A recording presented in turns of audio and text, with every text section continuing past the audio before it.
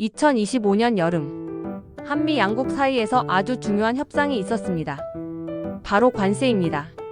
미국은 전 세계를 상대로 15%의 일괄 관세 부과를 선언했습니다. 전통적인 동맹이든 FTA 체결국이든 모두 예외 없이 대상이 되었죠. 한국도 그중 하나였습니다. 하지만 우리는 한미 FTA 체결국이었습니다. 대부분의 품목에 무관세 혜택을 누리던 나라였습니다. 그런데 이번에 그 혜택이 사라졌습니다. 대신 미국은 15% 관세를 부과하기로 했죠. 표면적으로는 일본도 마찬가지 조건이었습니다. 자, 질문이 생깁니다. 그럼 한국은 협상을 잘한 걸까? 일본보다 유리한 조건을 얻은 걸까? 이 질문에 답하려면 각국의 조건과 전략, 그리고 결과를 하나하나 뜯어볼 필요가 있습니다. 먼저 관세율 자체는 같습니다. 미국은 한국과 일본 모두에게 15%의 관세율을 적용하기로 했습니다. 그런데 관세율 자체는 같아 보여도 출발점이 달랐습니다. 한국은 대부분의 품목에서 무관세 상태였기 때문에 15%가 새로 생긴 것은 큰 후퇴를 의미합니다. FTA의 실익이 한순간에 사라졌다고도 볼 수 있죠.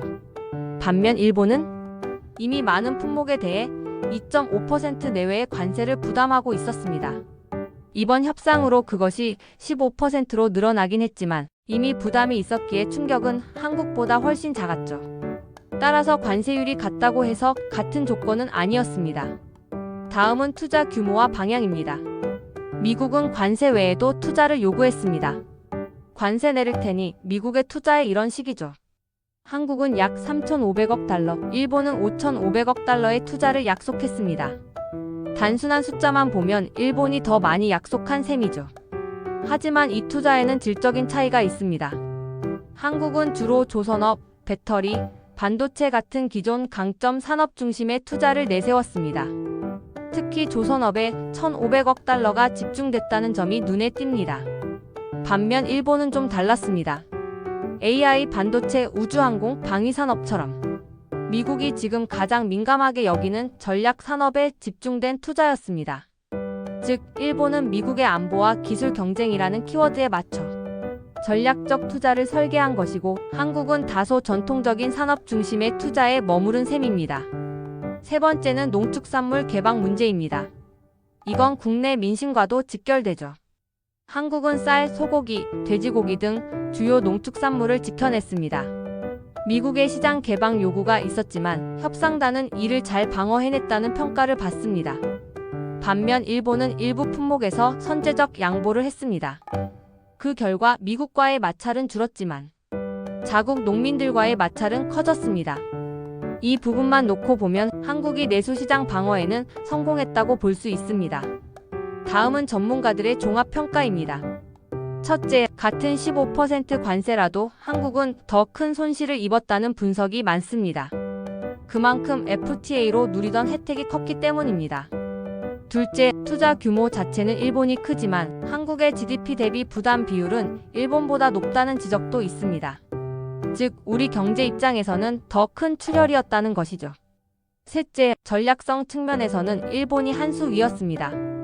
미국의 첨단 전략 분야에 정확히 맞춘 투자였고, 그 결과 미국 내 정치권의 호응도 더 컸습니다. 넷째, 농축산물 방어는 한국이 우세했습니다.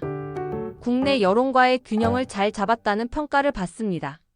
그리고 재미있는 건 일본 내부에서도 불만의 목소리가 나왔다는 점입니다.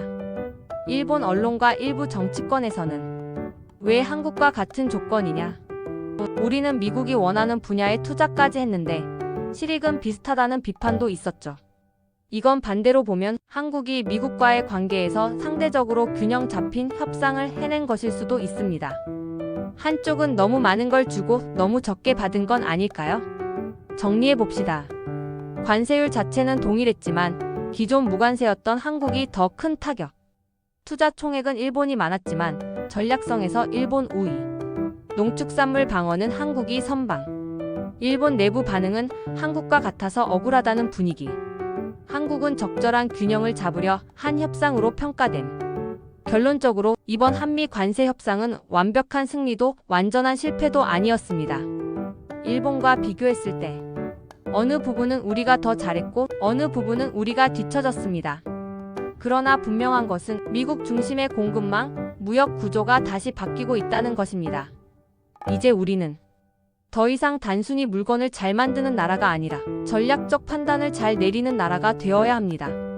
그래야 다음 협상에서 우리가 더 유리한 위치에 설 수 있을 테니까요. 이상으로 2025 한미 관세 협상의 비교와 분석이었습니다. 지금까지 시청해주셔서 감사합니다.